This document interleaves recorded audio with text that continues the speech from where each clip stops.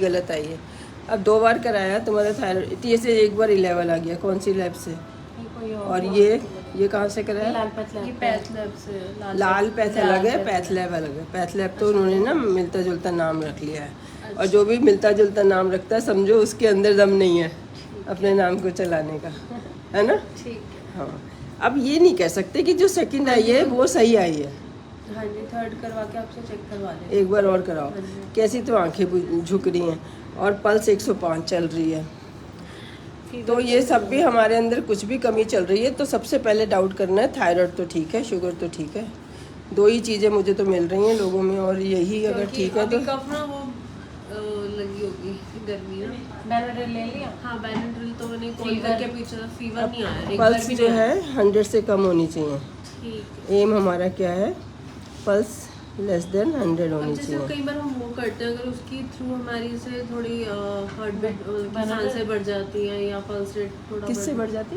जैसे वो थोड़ी वॉक करें उस वक्त बढ़े। हाँ, वो कोई दिक्कत नहीं, वो कोई दिक्कत नहीं है, Resting उसी से रेस्टिंग पल्स जो है इम्प्रूव होगी। अच्छा। पल्स समझ लो, आपका हार्ट पंप कर रहा है, हाँ जी। आप काम कर रहे हो, उसको कितनी बार पंप करना है? जिस स्पीड से आप चल रहे हो, किसी और के चलेगा तो उसको सांस नहीं फूलेगी,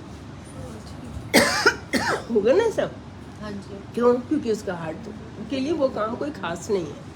अभी आपके लिए वो खास है, आपके हार्ट पे जोर पड़ रहा है, उसको बार बार पंप करना पड़ रहा है। फिर वो स्ट्रॉन्ग बनेगा, उसकी कैपेसिटी बढ़ेगी, उसकी मस्कुलर कैपेसिटी बढ़ेगी, उसकी जो वेन्स होंगी वो खुलेंगी, उसका प्रेशर खुलेगा, फिर आपको वो चलना ठीक लगेगा।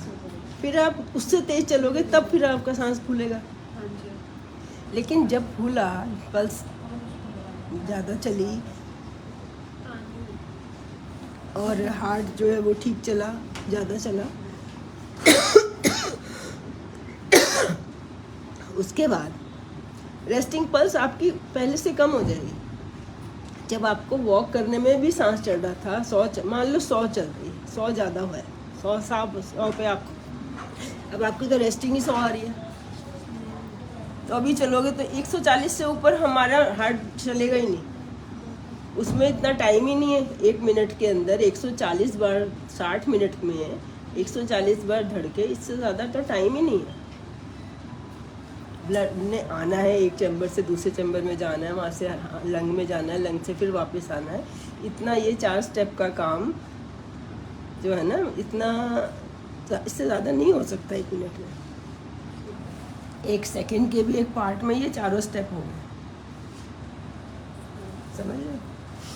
हाँ, 160 के ऊपर तो फिर वो कुछ भी जाएगा ही नहीं आगे। तो इसलिए मैं कहती हूँ कि आपकी रेस्टिंग पल्स 100 से कम हो, ताकि जब एक्सर्शन का टाइम हो तो मैक्सिमम 140 जाए, 130 जाए, 120 जाए, 120 मैक्सिमम जानी चाहिए, जिस पे प्रॉपर आपकी ऑक्सीजनेशन हो जाती है। ऐसा नहीं है कि बच्चे को ऑक्सीजन नहीं मिलेगी, 120 के ऊपर ही जाएगा, तब इतना उसका वॉल्यूम कम हो, मतलब पहले तो वॉल्यूम बढ़ेगा, आप एफर्ट करोगे, लेकिन बहुत ज़्यादा बढ़ने के बाद तो वो फेल हो जाएगा ना। 2 दिन से ना लेफ्ट और राइट में कभी कभी दर्द हो जाता है। तो रेस्टिंग पल्स, अब जैसे आपने वॉक करके करी, आपके सांस तेज चली, 1 हफ्ता 10 दिन 20 दिन लगते हैं बॉडी को इम्प्रूवमेंट करने के लिए, तो आपकी जो 105 से है ये 100 आ जाएगी रेस्टिंग पल्स। तो जिस ज़िंदगी की सांसें, मैं भी ये सोचती थी कि ज़िंदगी की सांसें गिनी हुई है तो दौड़ दौड़ के क्यों ख़त्म कर रहे हो?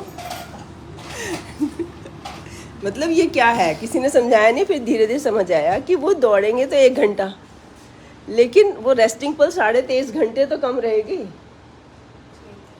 है ना? जो प्लेयर्स होते हैं उनकी 56 होती है, कहाँ 56, कहाँ 106? आप तो 1 मिनट में 2 मिनट मर रहे हो,